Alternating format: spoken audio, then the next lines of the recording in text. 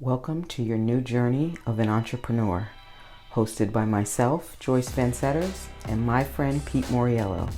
With over 20 years of experience, we will be exploring this world of innovators, providing insights and advice to aspiring and current entrepreneurs.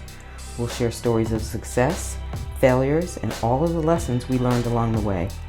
Get ready to break out of your comfort zone, but on the other side of this, you will be forever free.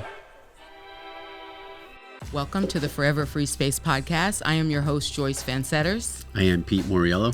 And together we created this space for aspiring and current entrepreneurs to get as much information as possible from thought leaders in their industry. And I'm excited today because we have one of those thought leaders here today. As much as he's been working out pretty much all his life, he's got over 10 years experience in NYC and has made himself a space of being one of the best trainers, top trainers in NYC and thought leaders in his industry. He's also the owner of Strong New York, which is one of the biggest New York fitness and wellness expos. Ladies and gentlemen, nice. Kenny Santucci, welcome to the show. Welcome, Ken. Thank you so much for having me. I love that studio. I wish I was down there with you guys. I wish you were here too. Yeah, us too. We got to get you back then. That means we got to get you back. Right? We're going to have to do another episode. Exactly. So Kenny, talk to me. Let's talk about how you got started. I mean, I know you're a, let's say, retired reality star.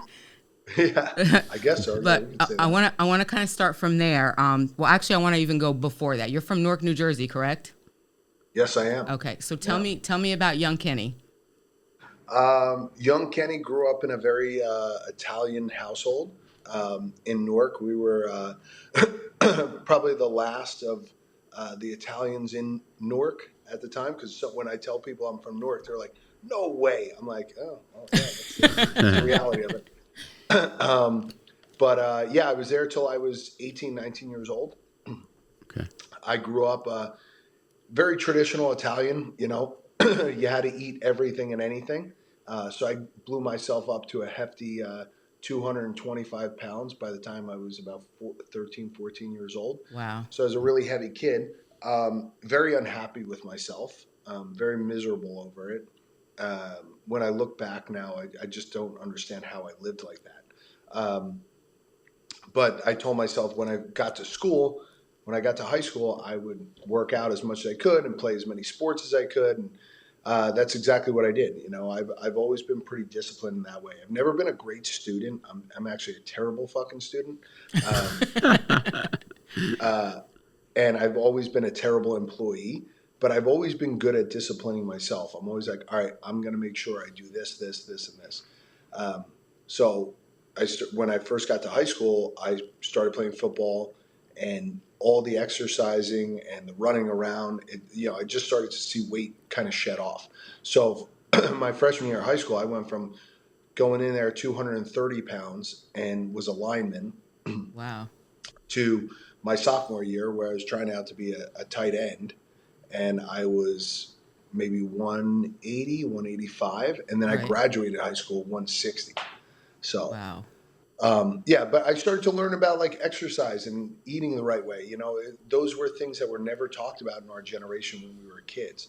You know, soda and McDonald's and things like that were always like a treat. It was always like, oh, you did good in school, we'll take you to McDonald's. Oh, you did here, we'll go to KFC. So true. Yeah. So, plus being Italian, you were probably eating pasta like every night, and it was norm, right?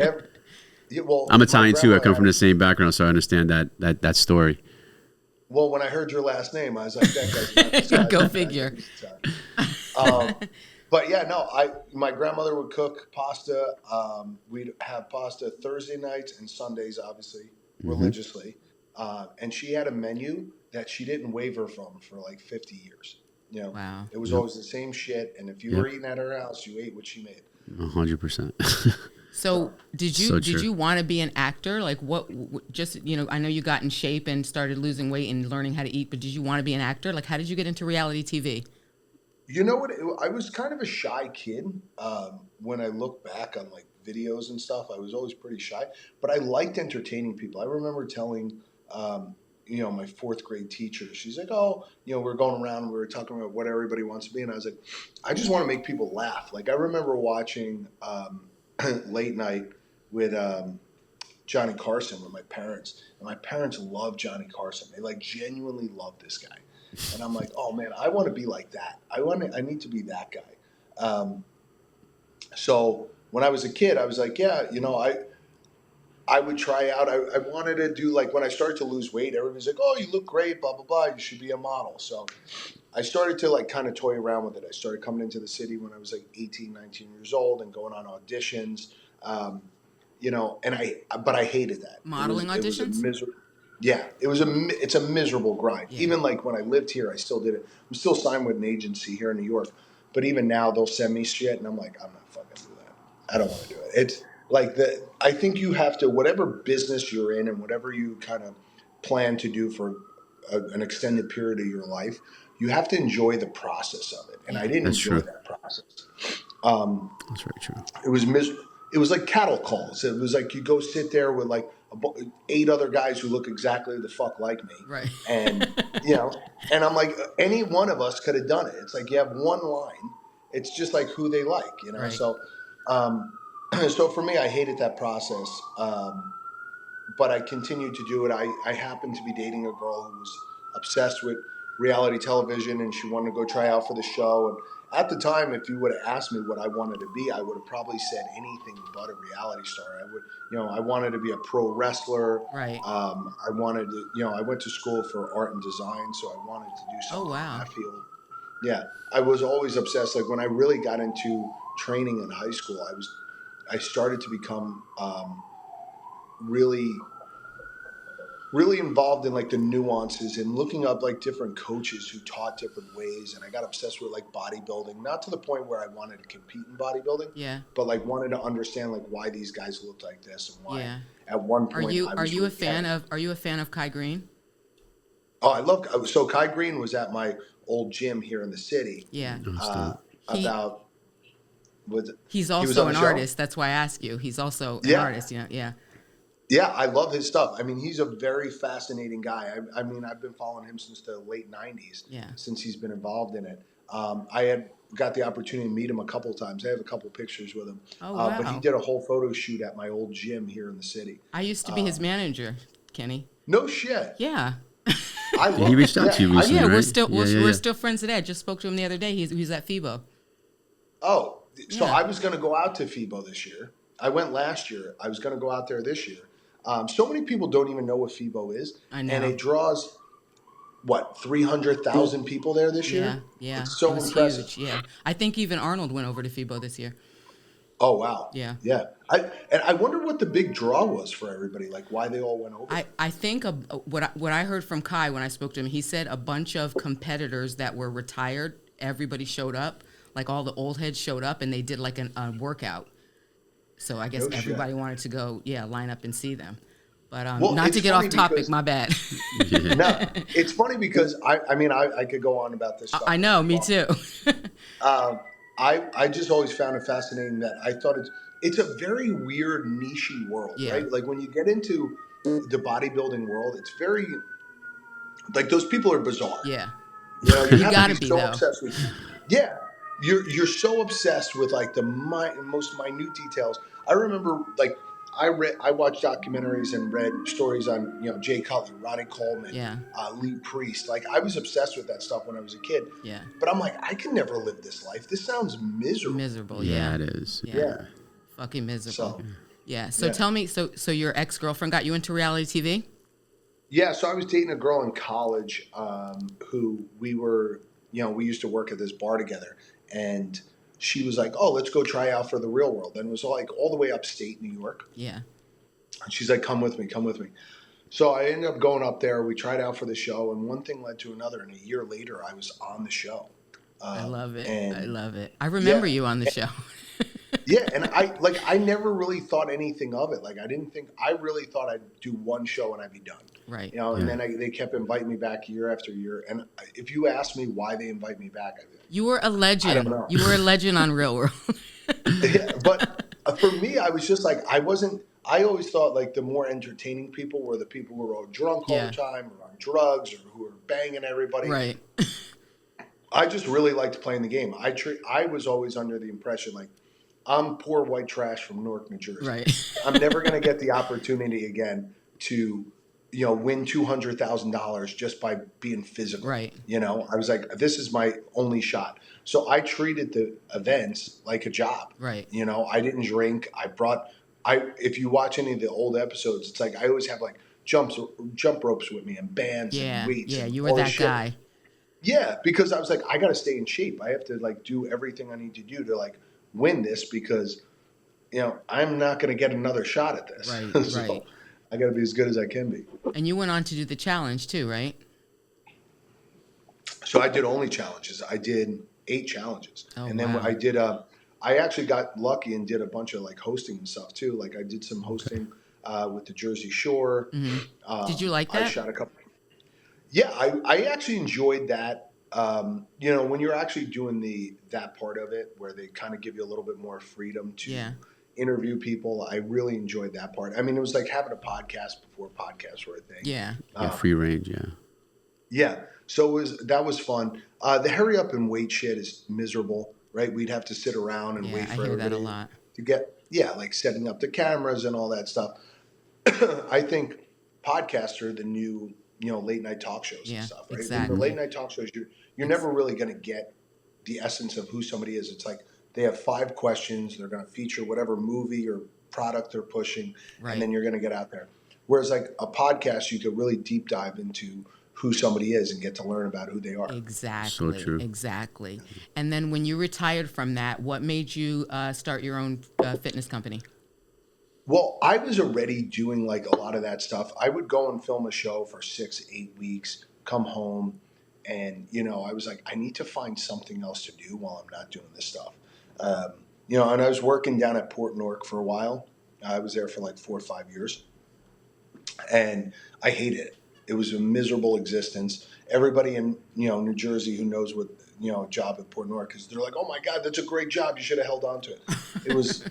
It was miserable for me. Benefits. I felt like it was make a lot of money. Yeah, you never quit that job. Yeah, I've heard that multiple times. Yeah, and people like to me that's like there is no safe job, right? Yeah. There is. It's like it is what you make it, and if you're miserable from Monday to Friday, then you're not living life. I always said, like, I want to have a great Monday. I want to have a great Thursday. I don't give a shit what day of the week it is. I would enjoy what I'm doing on a daily basis.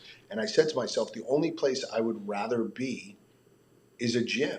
Like, I wanted to be in a gym all the time. It's the one place no one ever had to tell me to go. It's the one place. It's the one thing I always kind of just gravitated towards. And you have control. Yeah, and it keeps me accountable. There's no excuse why I shouldn't work out. I'm in a gym every day. I own the fucking thing, so I need to utilize it. And I always want to be the type of person who's like, if you're living and sleeping and breathing it, then people start to buy into what you're doing. And and that's what keeps me accountable as well. I can't tell my clients to live a healthier, better life if I'm not doing it the same thing myself. Right. I have to tell you, you have one of the best communities as far as gyms go. I mean, I don't know how big your gym is, but your community is amazing. I see on social media. I appreciate that. Yeah. I have a lot of. It's funny because I always laugh at a lot of the social bullshit that's going on right now. Yeah. I have a group of great women who are my biggest advocates. I have 5 trainers, 4 of them are women, and everybody's like, "Oh, do you only hire girls?" I'm like, I didn't even think of that. They're just so much better at the job than the guys are. Yeah. I could rely on them more. They're so much more dependable. They're more engaged with the clients. I'm going to tell you why, because 2 reasons, and this is not every male trainer. Obviously, you know that you're a male trainer, but one of the reasons is men training men. It's more of a game. Like I'm going to intimidate you. How much can you lift? Yeah. How much can I lift? I'm going to train you like I train me. Women, if there's an injury or form, they actually care and pay attention when they're training someone. Yeah, that's the reason. Yeah, I think they're just more diligent. Like they're just more on top of things. So it just happened that I have gotten so lucky to have the people that I have around me. That's amazing. Yeah, and they're super supportive and they love being a part of the brand. And for me, it's like I always treat the people who work for me like family. Like I want them to know that I'm there for them, that I'm willing to help them out. I want to go that extra mile for them because they're my first line of defense. Right. They're Absolutely. what my clients see. And if they're unhappy, then that's on me. I need to change what I'm doing. So. Right. How did you go about building that community? How did you go about getting it that strong? I think for me, when I first started, I enjoyed doing it myself. I'm like, oh, I have all this knowledge and I love what I do. And I'm just going to try to touch as many people as I could. And then when it started to get to the point where it's like, I have to turn people away because I don't have enough time. That's when I started to look at other trainers to be like, okay, I need to find the qualities that I appreciate in a trainer, right? Because I always try to put myself in the shoes of the consumer. I'm like, all right, what would I want if I was, buying this product? And I slowly started to gain that traction. But I think when you put out your message and when you do the things that feel right to you, I think you just start to form your tribe. But I've owned gyms since 2000. They find you, right? Yeah. And they kind of gravitate towards it. I've had gyms since 2012, and I've had some shit employees, and I've had some great ones. And I think as the years go on, they start to filter themselves out, and you hang on to the ones that you really like, and you'll do more for them, just like they'll do more for you. Right. Tell us about Strong New York. Ooh, it's my baby. It's an idea that I had years ago where I was going to FIBO and I was going to the Arnold and I was going to the LA Fit Expo and Summer Strong and all these events around the country. We probably were there at the same time with some of these events. 100. We had to. had to be. And I'm going to all these events and I was like, how does New York not have one of these? New York has the Food and Wine Festival. We have Comic-Con. We have the boat show, the car show. I mean, there's an expo every weekend here. Yeah, so true. And we had nothing. We had nothing for health and wellness. And I started to look it up and started to dig. And I'm like, there's nothing. There was always like these little pop-up shits here and there. And I go, I want to create like I want to take all the good elements of each one of these expos that I've been to and put it all under one roof in New York City and make it this, kind of premium health and wellness experience. Because I tell people, it's like, yes, there's an expo side of it, but it's more of an experience. I want people to come. Like, we just had a call with Heston, or a meeting with Heston today. Right. That's where I was.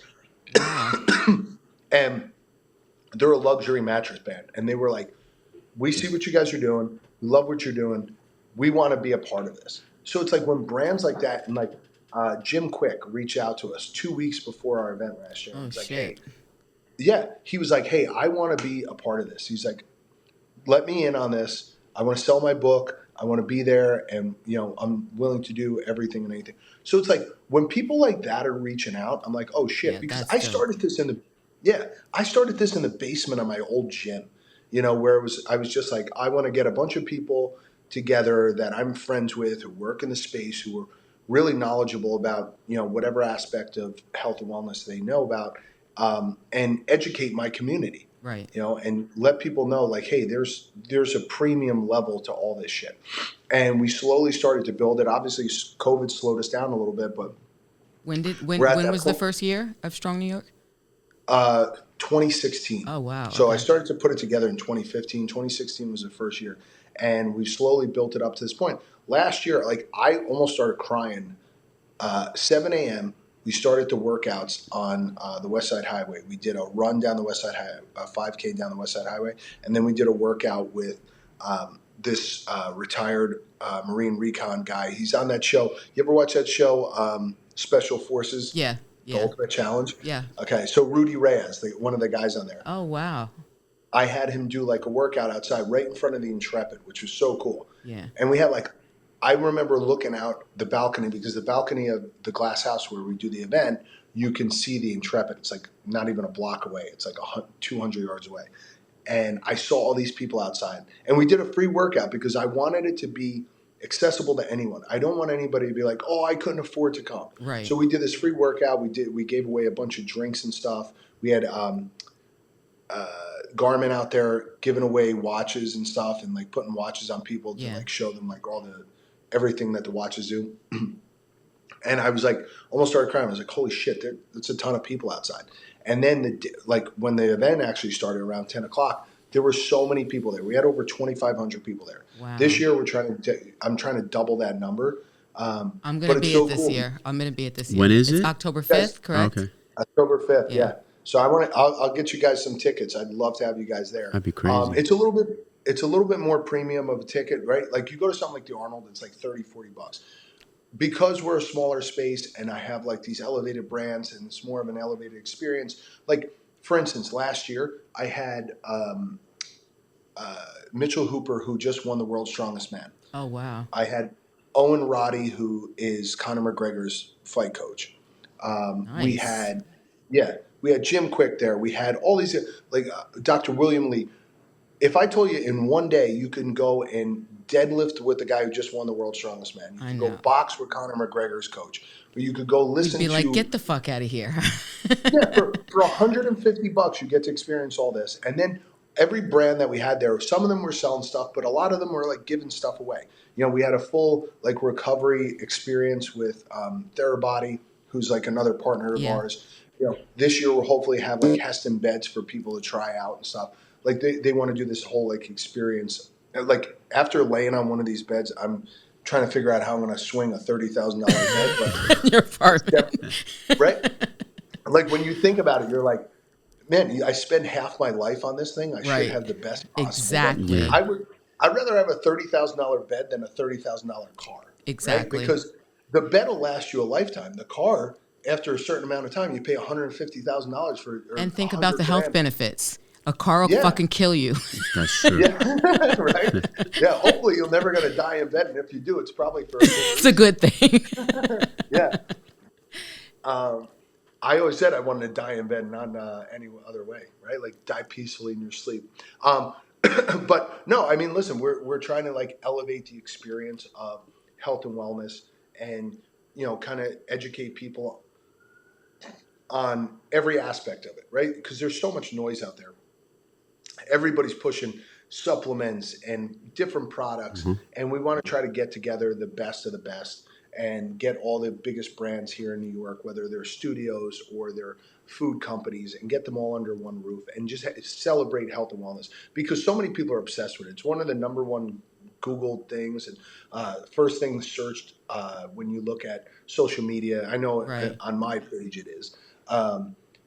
So there's a lot of buzz around it, and I think people are, you know, kind of looking forward to that next step, that next level. Like, how do I take my health and wellness to the next level? And you're seeing more people are using gyms than ever before. More people, even with the weight loss drugs and stuff. Like I had 2 doctors there last year, kind of debating back and forth on, are they good? Are they bad? You know, what should people be doing? Is this a death wish, or is this the best thing that could have happened? Right. To us? And even for my own knowledge, I'd like to understand, because there are so many people who ask me about it, you know, and I'm like, well, I want to learn from the best. Yeah. So I bring in these experts. You know, we had 2 neuroscientists there, and clearly neuroscience is something that most of us probably don't understand if we got into the nuance. But the way they break it down and make it digestible for the everyday people, because a lot of the talks that we do, I try to keep them like a TED Talk, like 10, 15, 20 minutes long, where it's like, it's all the information that you want. And if you want more, you could go follow that person or buy their book. Right. I love that. That's why I follow, you know Huberman, right? Dr. Huberman. Of course. Yeah. That's, I mean, he breaks it down like layman's terms. That's what I need. Yeah. Yeah. And there's a lot of these talking heads, and like not every one of them is telling you exactly. So you always gravitate towards the things that you believe or you want to hear. Right. So with Huberman, it's always like he said so much stuff where I'm like, oh, I think that same way. That's why I like listening to him. Right. That's why you like him. You connect with somebody. Yeah. It's one of the people who preaches a lot of the same stuff that I do, only he's now a little bit more credible than I am because he's a doctor. Well, it's funny that you say that, because that's actually why I gravitated to you, was the way you are as a trainer. Like, you see so many fitness trainers out there, and they're so coddling with their clientele, and you're just like, stop being a fat fuck. And I was like, see, I'm not the only person that thinks that way.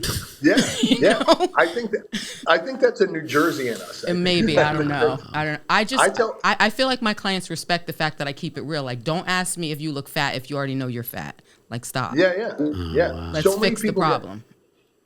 I mean, listen, there are so many people out there who get offended by all that stuff. As a trainer myself, and as someone who uses other trainers, like I have a jiu-jitsu coach, I have a Muay Thai coach, and if I'm like, oh, dude, I don't really want to train today, and they're like, what the fuck is wrong with you? I'm like, you know what? You're right. Right. I'm coming. Yeah. I'll see you in a little bit. Right. You know, like I need that. You need that want push. That. You know? Yeah, I don't want somebody to coddle me. Like No. I don't. Yeah, if I don't never feel like had working that. out today, oh, that's okay. The fuck I'm paying you for. Yeah. I need a kick in the ass for sure. Yeah. I love it. I love it. So Strong New York is one of the biggest expos in New York City. I know that for a fact. Yeah. I've Googled it. Yeah. So I mean, I just think that's amazing that you built this community and you went from this fat kid, as you say, to getting yourself in shape, learning how to eat correctly, to getting on reality TV, which is something you didn't even want to do. So the reason I bring all this up is, and then where you are today with Strong New York and being one of the top trainers in the city, I bring this up because a lot of our viewers are aspiring and current entrepreneurs. And one of the biggest questions we always get is, how do you find your motivation to keep going? Entrepreneurship is obviously not easy. People give up all the time. So how do you find your motivation to keep going? I was actually just talking to a friend of mine about this. I never set out to be an entrepreneur. When I was younger, my parents, wanted me to become a fireman or a cop or, continue to work at the port because they're like, it's safe. You'll have a benefits and a pension and you have a good job. And I never wanted that. I hated that. I was a terrible employee. Like I said, I was a terrible student. I'm not good at listening to people. So I kind of felt like I had to go into business for myself. And when I first did it, I was scared. I was very scared. I was like, I don't know how this is going to work out. But I opened my first gym in 2012 in Paramus. And I was talking to my brother like 2 months ago. And we were sitting there. He goes, do you realize you've been working for yourself? What gym was that in Paramus? It was called CrossFit GSP. It was like a small CrossFit gym. Oh, wow. Okay. Yeah. And, I was so nervous about it, but I just did everything I had to do for the business. I would clean up, throw up. I would stay there late at night. I would, even today, I'm dropping off towels and washing clothes and doing all the stuff that like a business owner does. And, but I go, you have to enjoy the process. If you're not enjoying that day to day, like everybody's like, oh, you own this huge event. Before and after that event, like the loading and unloading, I'm there for all that. I don't hire a company to do all that stuff. Like I'm there with my people. Like the day after Strong New York, everybody's like, that was amazing. I had a bunch of my friends who were like all like the speakers and presenters and stuff like that. Right. They all went to brunch the next day. I took 4 of my nephews and my brother and a friend of mine, and all the rubber flooring that we had laid out on the ground, I had to drop that all off down in like Cherry Hill area in New Jersey because I had my brother pick it all. Yeah, and it was like $4,000 worth of flooring. I'm like, I'm not going to keep all this shit. Yeah. It's just rubber matting for like so we could drop weights and shit. Right. So I brought all that stuff back, and that's what I spent my day doing. I got up that morning, drove all the way down to Cherry Hill, dropped all this shit off, dropped the car back off. So you have to enjoy that stuff and love the process of the nuances of what you're doing. Like I get up this morning, the last 2 mornings, I was at the gym by 5:30 in the morning. If I don't enjoy that and working with my clients at that time, well, then I don't enjoy that job. Right. I could say I'm a trainer, but if I'm not training anybody, I constantly hear people be like, oh, I'm a high ticket. I was just listening to Jordan Sy was just talking about that. Like people are like, oh, I'm a high ticket trainer. It's like, yeah, but if you're not training anybody, then you're not really a trainer. Right? You're putting a sticker price on yourself that really nobody's buying into. I only started charging more for what I did when it was costing me money to do, to work with that person. Like if somebody's like, hey, I want you to come down to Tribeca and train me down here. I'm like, okay, well, you got to pay me for the 20 minutes it takes me to get there. Absolutely. The hour that I'm there. And then 20 minutes after, because now that's taking me away from 2 hours that I could be training somebody at my gym. Absolutely. You could do a back to back if you're doing it different in your gym. Yeah. So, and that's what I tell people. I'm like, you get to a point where you're very passionate about what you're doing, whether it's, making t-shirts or, driving a bus or being a, a cook. It doesn't matter what you're doing. It's like you have to really enjoy the nuances of it. I remember watching. Have you ever watched the Defiant Ones? No. Okay, it's probably my favorite documentary. It's about Jimmy Iovine and Dr. Dre. Oh wow! And it's on HBO. Oh yes, incredible. I did see that. I did see that. I didn't know the name of it. I did see that. Yeah, it's incredible. I fucking loved it. And there was one. That's when they were telling us about the Beats by Dre, right? About the design and everything. Yeah, I did see that. And when they both became billionaires and stuff. Yes. And what I thought was so cool was here's this guy who's filthy rich, right? And he was, had all these guys underneath him. Like Dr. Dre was incredible. He would go in the studio by himself, right? 30, 40, 50, 60 years. He's almost 60 years old now. Yeah. This guy goes in there and he just mashes up beats and plays with sounds and does it. And it's like he loves the nuance of what he's actually doing, of the game that he plays. He's like fully committed to what he's doing. And I do the same thing. Yeah. And I do the same thing. Like people are always like, where do you come up with these stupid exercises? I'm like, I'm just in here all the time. And I'm like, all right, well, if I want to isolate my tricep, I need something to push against my tricep. Yep. And then I need a cable behind me. So now I'm setting all this shit up. And people are like, where'd you come up with that? I'm like, I'm just in here all day. And I'm trying to give people the best experience possible. Right. So I have to keep playing with shit, love it. And it's, So I think that's what you really need to do. And, for me with the event, I'm like, I'll hunt on social media for like somebody who's like really a disruptor. Like me and Christy were just going back and forth with this girl. She lives down in like North Carolina and she does these runs and she gets like 400 or 500 people to show up. And we're just following her page. And I try to see, like, I can name 10 people that we've had speak at Strong New York who really didn't have much of a following, but I was kind of like hunted and found them out. Right. And now they're 4,000, 400,000, 500,000, 1 million followers. Just because I'm like, all right, I could see the potential in this person, and all they need is the right stage. That's amazing. To perform, and they'll kill it. That's amazing. So, you're a good guy, Kenny. I appreciate it. So as far as your artwork, are you the one that does the art on your shirts? Yeah, so I have one main guy now, this guy Josh, he lives out in Arizona. And then I have about 3 or 4 other guys who are all over the world. I have one guy who's down in South Carolina. I have a guy who's in India. And I just use different artists for different stuff, right? Like I like a certain type of art and I could do a certain type of art. But if I want more of a cartoon edge, or I want more of a graffiti style, or I work with different artists who have different styles. So when I'm looking for a certain effect for either the branding for the event or the t-shirts, then I hunt out those people and I'll contact those people. But I pay a pretty penny in artwork. Christy always gets pissed because she's like, you spend so much money in artwork. But I heard the coolest thing the other day. People don't realize how important artwork is until they need it. Yeah. Right? Like people don't appreciate art until they need it. And it's That's so true because like art always makes an impact. Art makes you feel a certain way. Yeah. And you don't realize how expensive it is to get the right person to deliver the right message for you. That's 100% true.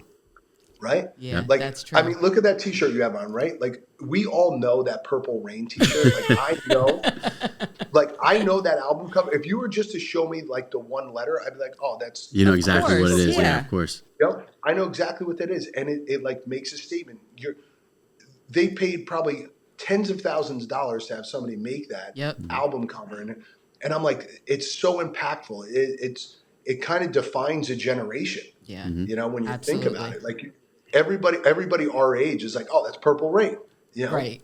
So. when he walked in today, we all said, like, fucking Purple Rain. I got the same shirt. Yeah. I love that. Actually, where's he from? I was just in like the city he grew up in. Prince? And they had this whole shop. And where's he from? He's from, oh my God, why can't I think of this? He is from... he's from somewhere in the Midwest. What starts with an M? Not Missouri. You don't know where Prince is from? I don't know where he's from. Oh my God. School. Anyway, so I was there and they had a whole store in the airport of all Prince stuff, and I bought like 2 shirts. Is it St. Louis? Like, I'll tell you right now. Why can't I fucking think of where he's from? I can't believe I'm drawing a blank. Minneapolis. Minneapolis. That's what I say, Missouri. And I was, yeah. I got the M. You got the M right. Right. But they had a whole store for him, and I'm like, he's iconic, and arguably, right? Like I was watching this thing on Instagram. Arguably, like he was better than Michael Jackson. Yeah. You know, to some people, he was better. You know, I feel like they have their own genre, their own genres, crew, their own community, their own group of fans. But you know, I loved Michael Jackson, but nothing was better than Prince for me. Yeah. Yeah. There's a lot of people who feel that way. Like you could argue all day long. Yeah. I think Michael Jackson might have had one or two bigger hits, but Prince was more consistent. Yeah. I just feel like there's just a different talent. So what's next for you, Kenny, besides the expo? Well, the expo kind of eats up a lot of my life because I can't think. I'm a obsessive compulsive about it. Okay. I wanted to make it such a special event. I want people, like Christy was even talking. She's like, "Oh, should we raise the price?" I'm like, "Listen, I'm not worried about raising the price. My goal was never to make money. My goal was to make the ultimate experience. If I make money on it, awesome. Obviously, yes, I'd love to make money on it. I'd love for it to be the entity where it's like, okay, this makes me a nice chunk of change, but that's not the goal. The goal is to make, I want people to leave and be like, fuck, I would have paid $700 for that, $1,000 for it. So for me, it's more of creating the ultimate experience. So like I got my head down. I'm also, I picked up my old books. I'm trying to get my CSCS. So I've been studying for that, which is like the highest level of like strength and conditioning coaching. Yeah, absolutely. And then I've been thoroughly invested in my jiu-jitsu career as a 41-year-old man. I love it. 2 weeks ago, I took silver in my division, and then I won the absolute division. I'm actually going. I'll be in Jersey. I think it's in Sea Caucus. In June, I'm doing another competition, another jiu-jitsu competition. Nice, man, nice. So, thank you. So yeah, between trying to open up, and I actually might be opening up a gym in New Jersey. You got to keep me posted. Okay. Yeah, it'll be a little far from you guys. It'll be in West Caldwell if I end up doing it. I actually have to go meet a contractor over there. Yeah. One of the next couple days. On West Caldwell, Bloomfield Avenue? Yeah, right on Bloomfield Avenue. Okay. Yeah. I know that area very well. Yeah. So between, potentially opening up a gym and the event and, doing all the other extracurricular activities I have, I don't really have much time for anything else. Well, we appreciate that you took the time for us today. Yes, sir. No, thank you. I love your guys' operation. This is like legit because you see so many people who are like, "Oh, I'm sitting in my living room." Like, I appreciate the effort. Kenny, I told you I would not let you down. I would not be texting you and calling you for bullshit. You know that. I love it. I appreciate it. Like, we definitely appreciate you taking time out of your day to talk to you. I've been trying to get you on the show for a long time. You know that. I've been going back and forth with Christy. Say hello. Yeah. So honestly, we got to do this again, and we'll get you in house. And we'll definitely be at the expo. Yes, sir.